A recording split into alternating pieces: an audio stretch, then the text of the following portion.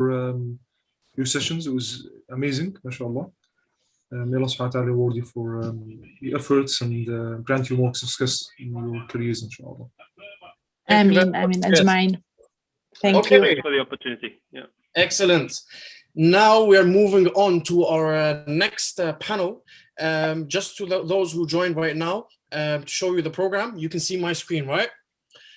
We have just finished the two presentations, the engineering one by Anwar, supply chain by Nada, and now we are moving on to the live panel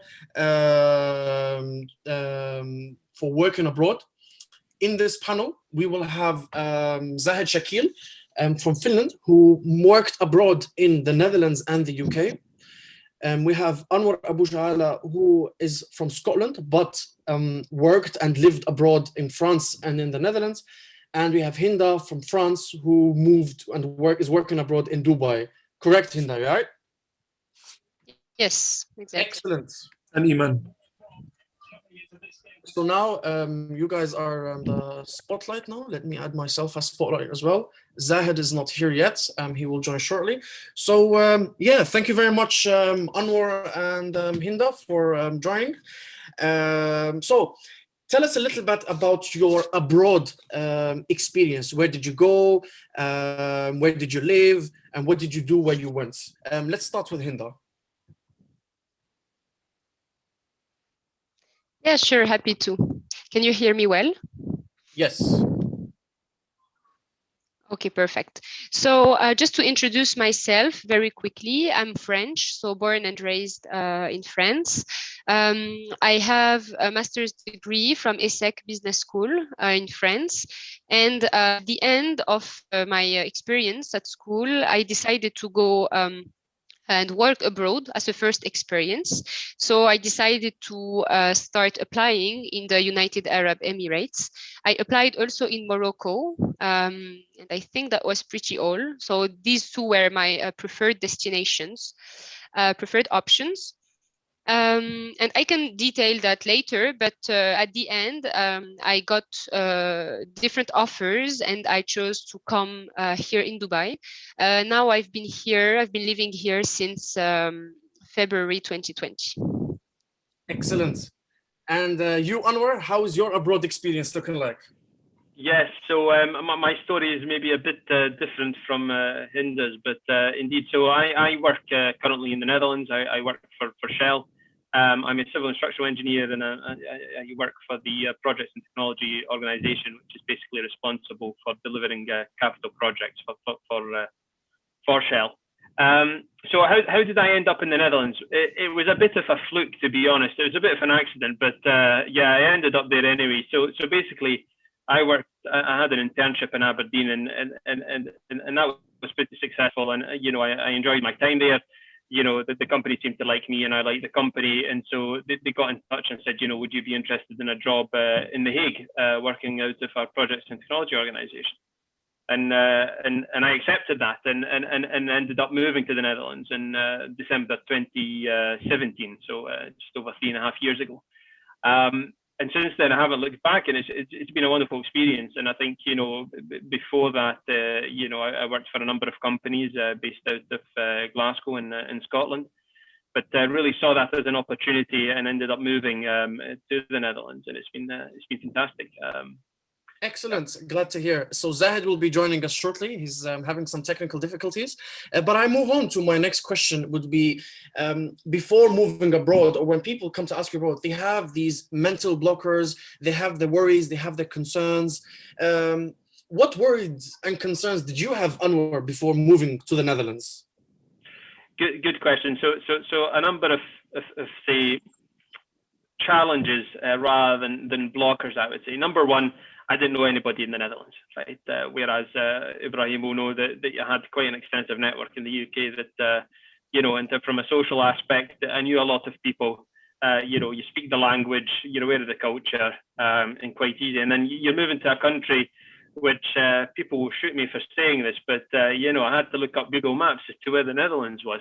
But I found it in the end. And yeah, I was a bit concerned, okay, what language do they speak over there? How will I develop relationships? How long will it take? What does yeah, what are Dutch people like? You know, I hear they're a bit direct and like, you know, will I be able to adapt?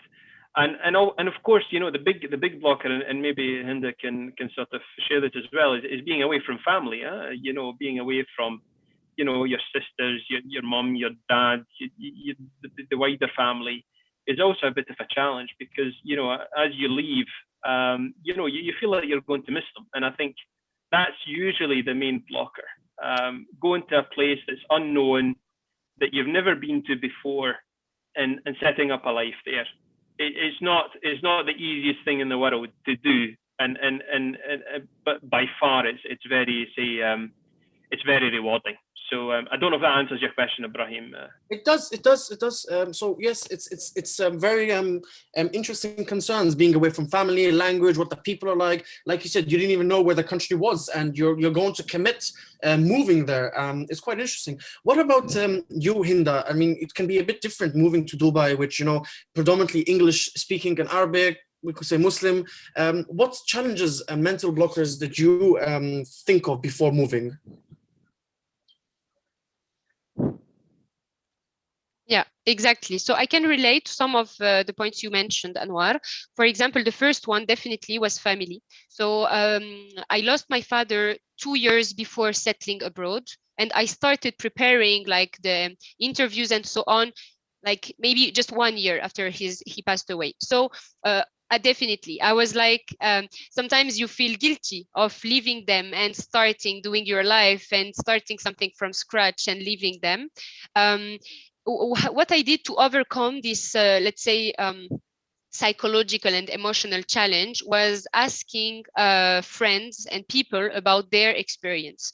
So, for example, I remember I asked one friend of mine who had her sister living in Dubai, and I asked her, like, did you feel angry against her? How do you feel about your sister leaving you and going to live in Dubai and so on and so forth? And she was like, saying, no, definitely not, because she's just opening opportunities for us.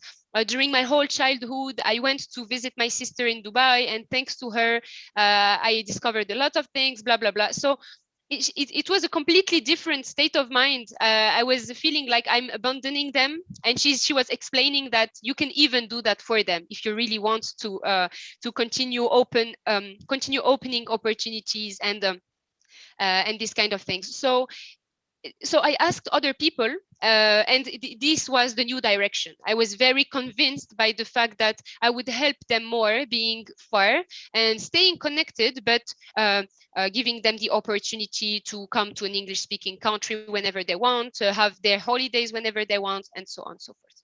So that was a first challenge about the family. The second one for me was at the same time a challenge, but also a reason why I wanted to come, was the fact that the country is English speaking. Of course, I spoke English, I learned it at school and so on, but I never felt very comfortable working in English. And for me, it was, if I don't do that now, I will always, I will always be pushing the timeline, and I will always look for a French environment. So I need to do that now. So this is one of the reasons I came. So yes, it's challenging. You can feel that in the first months and even after 1 year living here, but it's fine. I mean, this is a skill we need to have, so it's fine. And I think all we said about, let's say, culture, Islam, and so on, of course, was not a challenge for me. Everything would be better than what I was living in France. So yeah, of course, I did not have to adapt to diversity here. This is the embodiment of diversity, like open minds and so on. So yeah, alhamdulillah, I did not have to cope with this challenge. Excellent. Thank you for sharing that experience. It's also a very intimate experience about, you know, the family and so on. And we pray Allah yarham your father and give him the highest ranks of paradise, inshallah. Anwar, you mentioned your challenges of, you know, Netherlands, being strange, being abroad. But like Hynda mentioned how she overcame them, what helped you make that jump and move? Yeah, indeed. So of course, it came at a cross point. So I was just about to complete my university studies. and this opportunity came, and there was a bit of a dilemma. I was like, okay, well, if I wanted the job locally, then I will get one, and then why move so far away? So I had that conversation that Hynda maybe had with her family members, and I spoke to my dad and mum. Look, this is the opportunity that's in front of me. From a career perspective, it's fantastic, but how do you feel about it as a family? And because you do feel a bit guilty. Like, am I abandoning the family here? Am I leaving? And I'm the only son of the entire family. So there's a bit of a conversation, and I remember my dad and mum said, look, this is a great opportunity for you. We're healthy. Your sisters are healthy. Everyone's doing well. This is a key opportunity for you to go. Go now before you can't go in the future. And that family aspect is really important, and we shouldn't lose sight. I think the career is very important, but there's so much more outside the job as well that we need to take care of. There's a social life, there's a family life, and there's family responsibilities. And so look at, I would say, working abroad isn't for everybody, and I think people need to say, look at it as an opportunity, but at the same time look at their own circumstances. So my circumstances allowed. It was early in my career. The family are doing well. They can visit me. I'm only an hour away, right, in the Netherlands. It's not too far. It's not like Hynda's all the way on the other side of the world. But I'm quite close by, and so we had that conversation, that open conversation. I raised my concerns. They raised theirs, and we arrived at an understanding, and then you're able to travel, and I think also it depends on where you want to go as a person, right, and what ambitions you have. Now, if you're looking to have that international experience, get exposed to different cultures, then moving abroad is a thing to do. Whereas if you're looking to establish a base in a particular country, you're looking to develop that social network, maybe you have your own business or something, then moving internationally is not always the best idea. And so what I would advise, overcoming challenges is speak to friends, speak to family. If like Hynda mentioned, if you can speak to somebody who lives in the other country, then fantastic. I think the key thing is, don't try and solve this by yourself. Speak to others, ask them the tough questions. If you've got any concerns, raise them with the people closest to you. And very often they'll have solutions and suggestions that are very simple and can go a long way. Yeah? So hopefully that answers your question, Ibrahim. Excellent. I really like the different perspective of, this is a one-time opportunity and it's now or never, so might as well do it. It's a very good Ibrahim, attitude. maybe? Yes, Hynda, sorry. go ahead. No, go ahead. Sorry. I was moving to something else, but if you have something okay. Okay. Yes, just to emphasize what Anwar said, I agree with you, Anwar, with the fact that it's very important and useful to identify networks that can be reassuring. For example, just checking on LinkedIn who is living in the Emirates, who is living in Dubai, in the companies I'm applying to. I'm in consulting strategy. So I identified all the people working from their name. I identified the Moroccan network, because so that I knew at least one person in each company that I wanted to apply to. And this gives a bit of, like, you can put faces in front of these companies, in front of this destination. So it's something that can be reassuring. If you speak to, I don't know, you send a message to 10 people, 20 people, at least you'll have one replying and telling you what he thinks about the destination. I can imagine it's very difficult to go in a destination where you never spoke to anyone from there. Of course, it's difficult. So try to break this ceiling and go and reach out to people that inspire you by what they do, where they are, and so on and so forth. This can help a lot, definitely. Excellent. So we have made the decision. We found the people, we've spoken to them, and they're moving abroad. We have arrived abroad. What are the priorities? What should somebody do first as soon as they are abroad? Let's continue with Hynda. Or Anwar, if I caught you by surprise. No, it depends. It depends, because that's a broad question. So are we talking about the everyday life of opening a bank account? Or are we talking about, I don't have a job yet, I will look for a job in this place, and then it's, you network. So you I just think we can stick to finding a job before moving, because otherwise we will travel the world looking for jobs. You know, this is a bit complicated. But and not the best time to do so. You don't have to go into details like, you know, bank account, but, you know, we can say administration, social, go to a mosque, find your food, establish, you know, logistics. What were your priorities, Hynda? What did you learn from your experience traveling abroad? And we have Zahid, who has just joined us. Welcome, Zahid. We just had some technical issues. Hey guys, assalamu alaikum. Welcome, salam. Welcome. Finally, I'm sorry I had some problems. No problem. Where are you, Zahid? We're talking about working abroad. For sure, you're abroad. Yeah, actually, I had a bit of personal issues. I had to travel twice. So I live in Finland, but I also live in Netherlands where I work. But my grandmother who lives in Bangladesh got sick, so I had to come here for a short notice. Okay, we hope it. So right now I'm in Bangladesh. Excellent, excellent. This guy is more international than all of us. So, welcome, Zahid. We were just talking about, we did the brief introduction. We talked about challenges that or mental blockers that you have before making the decision to move abroad. Hynda and Anwar came to the conclusion to talk to people, to assess opportunity. You might make assumptions that could be potentially wrong. And also we talked about how you overcame them, and now we are talking about priorities in when you settle down or when you arrive abroad. You found a job, you moved abroad, on your priorities. So I'll come to you in a minute, and in your answer you can touch upon your moving abroad and your challenges and how you overcame them while addressing the current topic. So Hynda, let's continue. Priorities. You've arrived abroad. What do you do? Honestly, Dubai is not the most difficult to adapt to. So I have just booked my hotel for 1 month. So priorities when I arrived, administration, of course, you need to do all the administrative stuff of your Emirates ID, so I'm sure there's the equivalent in all the countries of the admin stuff. After that, it was finding a location. But here also, I'm really someone who talks to people for everything.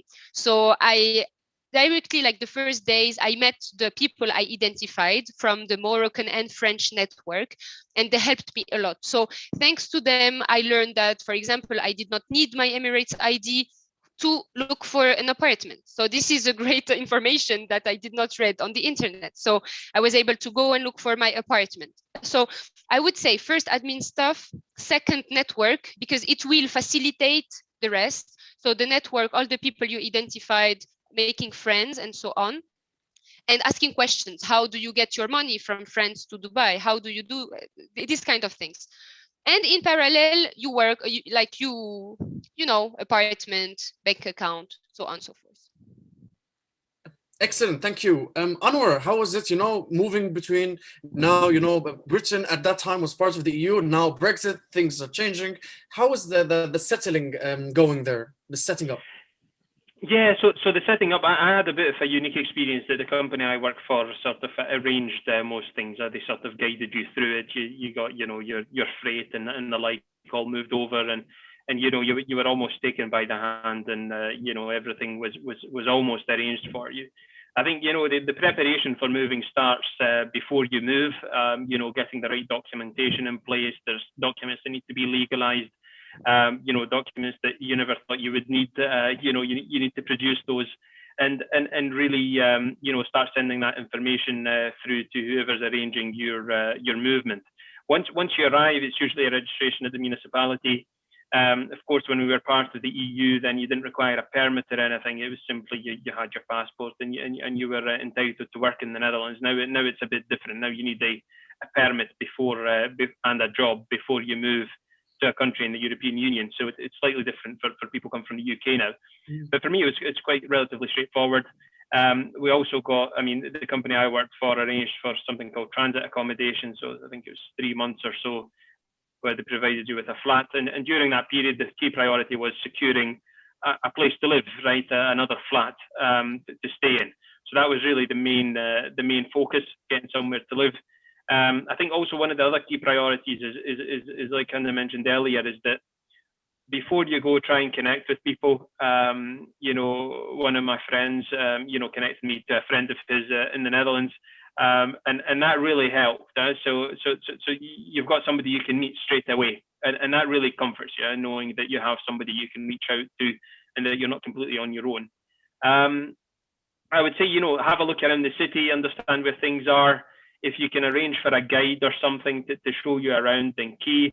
Also from a healthcare perspective, you know, arranging stuff like health insurance, registering with a doctor, a lot of admin stuff.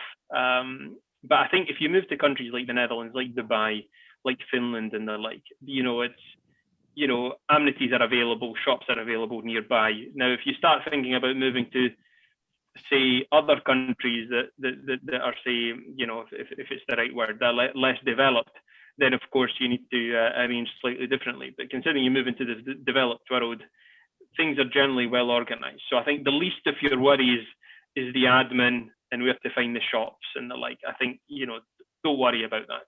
Excellent, excellent. And I think this friend who suggested the friend is a great friend. Okay. Yes, indeed. Absolutely. So, Zahid, you know, tell us a little briefly about the challenges, how you overcame them, and what were your priorities when you moved abroad? Yeah, thanks. Thanks for having me, first of all. I'm sorry I'm a little bit late. Well, for me, initially, the challenge was, you know, not having my friends and family. When I moved abroad first time, I was in my late teens, and I was with my father who was working abroad, and he decided to take me with him to study after my high school. So my journey was pretty different than probably most people. And then afterwards, I moved, you know, 4 different times I lived in 6 different countries so far. And each time the stories actually are very different, but there are common themes. Of course, you need to have an accommodation. Like my latest move to Netherlands was fully organized by the company that I joined. So I did not have to do a lot. So they gave me a hotel for a month, and they gave me a company who helped me to find a place to live. But previously, if you're a new student, you may not have all these opportunities unless you can, of course, negotiate that. It's of course, everything is right now available in Facebook. You can make friends. If you have friends, the city you're moving to. So the first time when I moved to London, that was back in 2011 and 12, my brother was living there. So it was easy for me. But when I moved to Paris back in 2016 for half a year, that was very different. I had to organize everything on my own. And, you know, there was language barrier, which becomes a huge issue for some of these, you know, your Central European countries. If you go to England, of course, you speak English. If you go to Northern Europe, every single country, actually, they speak English pretty well. Where I'm from, in Finland, you know, English is pretty well spoken. And the opportunities for international students, whether it is bank and the social systems and everything, is pretty well integrated. So you will receive almost everything. In Finland, if somebody moves in, you will have a mentor who will actually guide you through it. In Netherlands, that was not the case. That was very different. So you should actually research the background of the country you're moving to, or, you know, talk to people who are actually you're going to meet there, whether it's a company, whether it's your friends, to understand the practical implication that will actually make your life much easier before you move. Excellent. I think what I'm noticing here is that when somebody makes a decision to move somewhere, there is, in most cases, a support system in place, friends, resources online, and so on. So it's all about making that decision. Then the support system or resources come to show. But just, you know, as a follow-up question, Zahid, how did you overcome the language barrier? This is one of the questions in the chat. How did you overcome the language barrier? And I know Hynda went to Dubai for the language challenge, for the English speaking and so on. Anwar, Zahid, how did you overcome this one? Well, I think, you know, like in Finland, I don't have to face that problems. But of course, you know, I speak Finnish, I speak English. Most of my friends are international or Finns or Swedish. So we have common language. Initially, of course, I had problems, but then I was going to school in English, so I didn't have a lot of problems. Then I learned Finnish and I became, you know, part of the society. In England, that was not a problem because I spoke English. The biggest challenge I had was in France because everything was in French. Even going to bank was a huge challenge.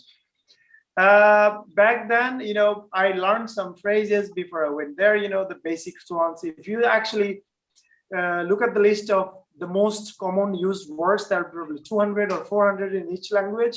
If you can actually get some of them before you move in, let's say 2-3 months you practice, you can use Duolingo, you can use any other app, and for that matter. Of course, right now, actually, it's much more easier because right now you can use live Google Translate. So you speak in English or any other language and it will translate you to that another one. So like when I went to visit Russia last December, 2019 December, I used that and it was pretty easy. So right now the technologies are more advanced and you actually have more access to that. That means your life will become easy.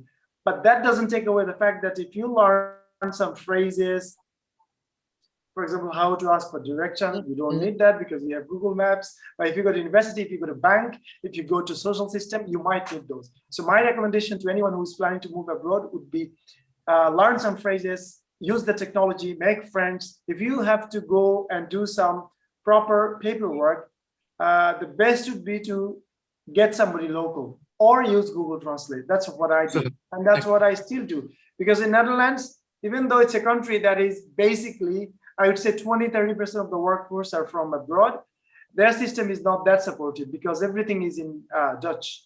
And that's not really helpful. Your experience, Anwar? How did you find experience in the Netherlands, Anwar? Yeah, I mean, I tell everybody in Chrome, there's a useful tool called right-click translate to English, right? And basically translates the whole site. So that's a lazy way of getting things done, right?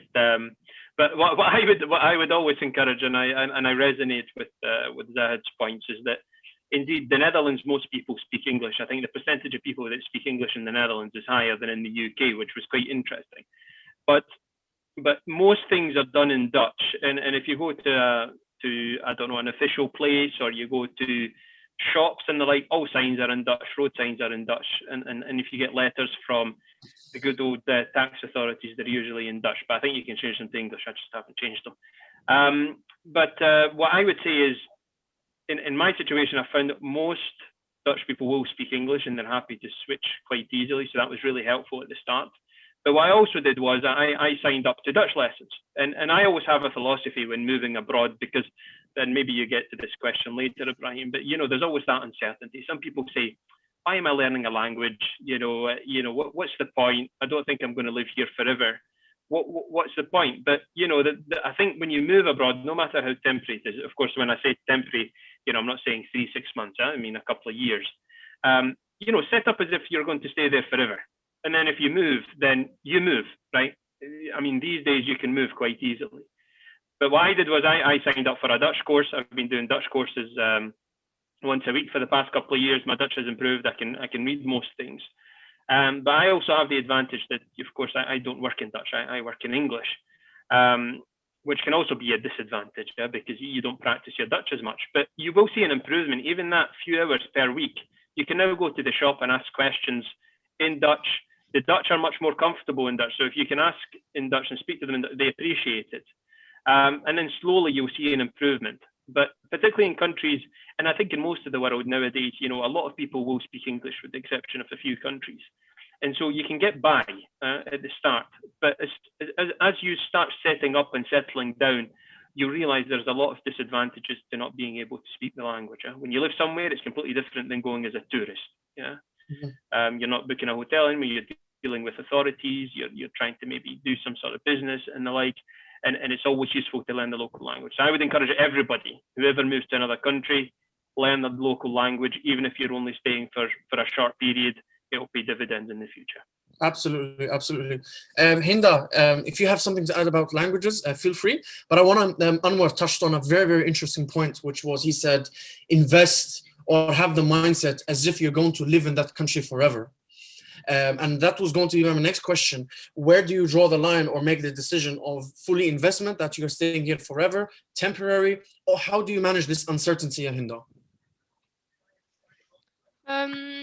Honestly, I'm even wondering, what does it change? I mean, you are here to make the most of it. Who knows how long we'll stay? I'm more on my perspective here in Dubai is that I'll stay. Like, I really like the country. If I change the company, I may not change the country. So for the moment, I like it a lot. But like, what does it change if I need to go in 3 years or in 2 or 1? Like, I'm trying to make the most of it in all dimensions anyways. maybe the question makes a lot of sense in terms of language, as Anwar was saying. Yeah, you can think about investing a lot or not. But even if you don't stay a lot, I mean, investing in a language, you'll never lose it. It's a cultural skill. I mean, always make the most of these situations. So yeah, long story short, I'm not drawing a line. I will have a follow-up question when you said, what does it change? Because, you know, moving to a country where you consider you're going to settle, you would be more invested in, let's say, understanding politics or engaging with politics, understanding more the dynamics of society. And also, for example, very basic thing, purchasing of a home, investing, etc., etc. It does have some implications, the decision. So how are you perceiving that in Dubai, Hynda? Yeah, okay, makes sense. Yeah, I think, okay, on my side, I'm trying to get to know like the culture, the political situation, and so on, just because I don't want to leave the country before understanding all this. So like, is it, even if it's 1 year or 3 years, I need to perfectly understand that, because I lived here once in my life. So I need to feel familiar with the country, even if I stayed only 1 year, for example. In terms of investments, yeah, I think it really depends on the person. I think it's very connected to all we said since the beginning. Family discussion, if needed. Is it important to have your friends that you know from a long time with you, or are you okay and open to other opportunities, and so on. So to speak about myself, my situation, I don't know how long I'll stay, but I would like to stay as long as possible. And maybe after that, I'm even thinking about other countries that can be interesting.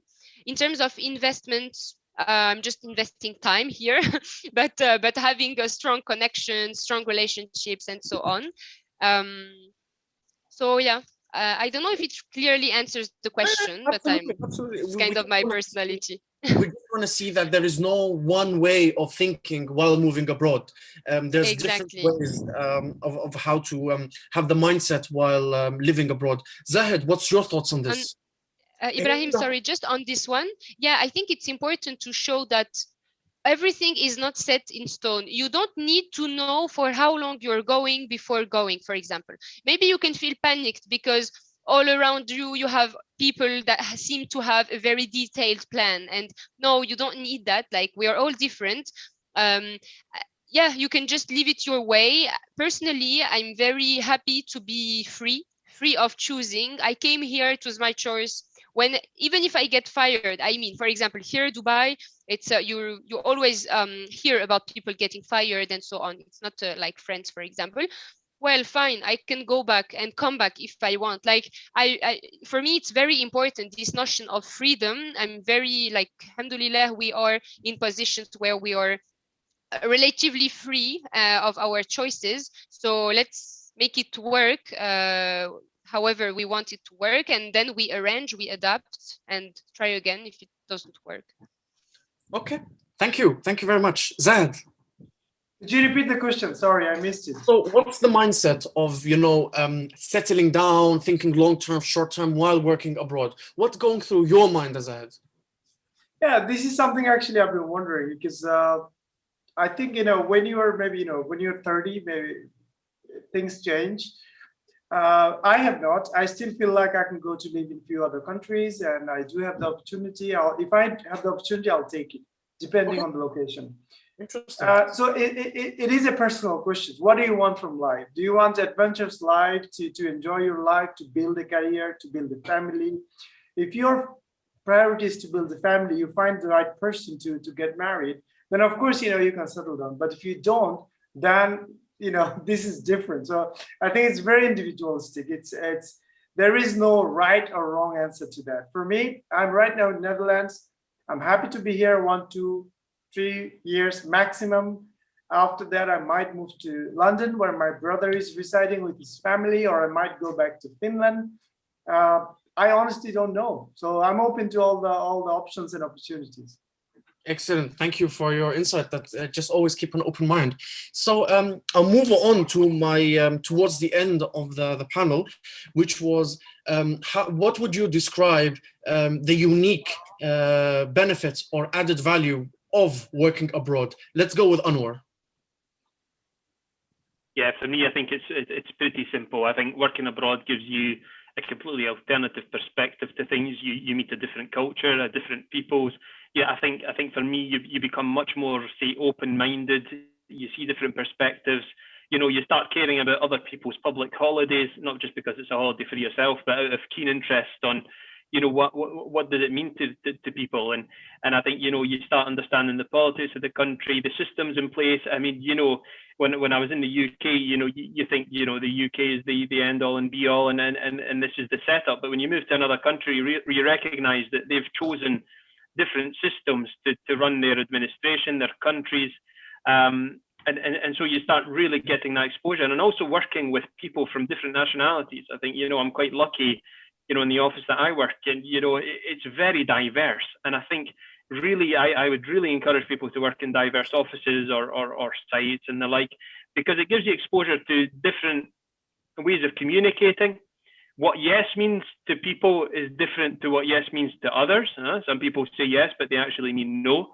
And people say no when they mean yes. And you start picking up on those, say, subtleties that I don't think you would pick up if you were just constrained to one culture. So, you know, they talk about cultural intelligence nowadays, you know, moving beyond emotional intelligence. And I think you can only really gain that cultural intelligence by going abroad. And you know, not everybody has the opportunity, we recognize that. But if you do have the opportunity to travel, even if it's just as a tourist, please do it. Please do it, because you get exposure to different cultures, different ways of communicating, different ways of speaking that you wouldn't get otherwise. And I think, you know, that really adds value. And for young people, I think it gives you a very strong foundation to build from in the future. I think basically, if you can move from one country to another and set up a life elsewhere, then you can almost do anything, because you've got that perseverance, you've got that sort of curiosity, you're willing to understand, you have an open mind, you recognize you have gaps in your knowledge, and all those skills really build towards a really prosperous future career. So that's what I would say, Ibrahim. Excellent. So really, very, very nice inputs on our diversity, cultural growth, culture, you know, knowledge growth, and also gain a lot of soft skills throughout the process and grow as a person. And this, you know, after this panel, we have some more presentations, and we'll have a panel specifically about diversity, but we'll get to that in a moment. Zahid, what have you gained the most from traveling or moving abroad? Oh, I think Brother Anwar has actually said most of the things, but I would love to add one thing that I try to practice in my life, that is growth mindset. That I need to push myself out of my comfort zone, and that's actually what my whole life's been all about. When I'm living in a country, not only that I'm enjoying the local culture and growing myself as an individual, also as a professional, I do believe that all the people that I have met, all the places I've visited has contributed to who I am right now.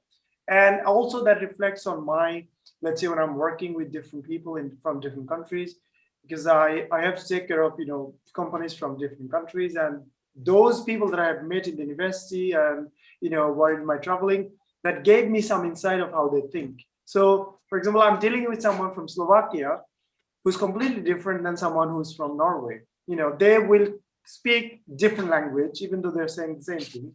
They will, so this is interesting. So it will actually build your characteristics, that you will need patience when you're in your professional life. You are not going to have your own way ever. This is just a dream. When you were a teenager in university, you know, this is the taste of that will be all when you go into the into work life, when you meet different people. Like I think Hynda she mentioned that, you know, in your, I'm sorry, I don't remember who it was, but I was actually following the Facebook page, that when you meet people from different cultures, that actually build up your character. As a Muslim, they will challenge you to explain your religion or whatever. I have learned so many things about our religion from people who are not religious. So they challenged me in something, then I had to go and learn about it. And then I found something more interesting. So now, even though, I don't really put any level on myself, but I see that in my everyday life, in my thoughts, in my practice, I'm actually much more, how do I put it, spiritual in my every thoughts, in my every actions, that somehow I can associate that to, to the source. Even the work I'm doing, I actually can relate it to making the world a better place. So excellent. Yeah. Sorry, I took probably a bit longer. No problem, no problem. I just chatting, And so, Hynda, you have moved abroad. You're working. What's the biggest benefit out of this experience? What did you get out of it uniquely? So I agree with Anwar and Zahid, of course. We really feel the cultural differences. We also see better what culturally we've been doing wrong, or we can do better given the influence of the people around us. So this is, yeah, I think that they said it all. I would say something more superficial than what have been said. When we have the choice of choosing where we would like to work, we gain the quality of life. We are more, let's say, a bit free of choosing what suits us the best, being on a professional point of view or personal point of view. So yeah, I would emphasize also that we gain the fact that we choose the country or situation that suits us best, and this is a great great rahma for us when we are able to do it. Excellent. We can open up for the audience. If you have any questions, we have a couple of minutes left and we can answer them. So please feel free to ask any questions that you may have.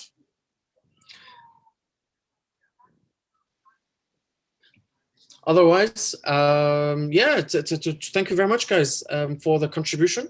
Zahid, looking forward to, hope everything goes well in Bangladesh. And thank you very much for your contribution. Anwar, also great perspective about investing, living it there, living from day one, like you're going to live there forever, learn the language, learn the system, learn the process. And thank you, Hynda, for your perspective on actually talking to people and embracing that you are free to make a decision to go somewhere that suits you, rather than being forced upon conditions that are set upon you. So we wanted to do this panel to encourage Muslim youth in Europe because now, apart from the British, they can still move around and work around in Europe. Some exceptions, they might accept people from Britain. But yeah, this is our message for the Muslim youth. It's not that complicated. You have to talk to people, understand your priorities, and for sure there is a support system in place. And once you get there, network, understand the system, learn the language, and make the most out of the experience. It can enrich you as a person to grow and enrich you culturally and make you, understand things outside of your comfort zone. And like you said, focus on developing your own culture, developing your spirituality, and most importantly, developing your character. With this, thank you very much, Anwar. Thank you very much, Hynda. Thank you very much, Zahid. And we will end the live.